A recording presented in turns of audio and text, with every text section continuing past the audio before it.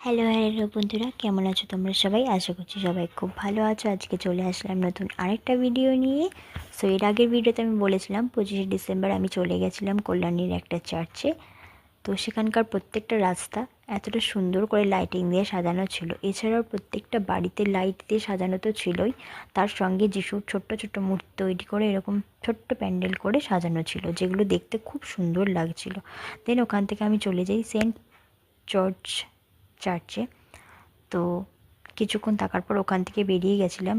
তার পরের দিন আমি চলে গেছিলাম কল্যাণীর বুক ফেয়ারে, যেটা কিনা অলমোস্ট শেষের দিকে, তার একদিন আগে আমি গেছিলাম। তো এখানকার এই ছোট্টখাট্ট জিনিসগুলো দেখছিলাম। দেন আমরা বসে পড়ি মোমো খেতে। এরপরে আমরা লোটে মাছের চপ আর চিংড়ি মাছের চপও ফ্রাই করে নিই, যেগুলো খেতে খুব টেস্টি ছিল। তো আমার ভিডিওটা ভালো লাগলে অবশ্যই লাইক, কমেন্ট অ্যান্ড সাবস্ক্রাইব করে দিও। দেখা হচ্ছে নেক্সট ভিডিওতে।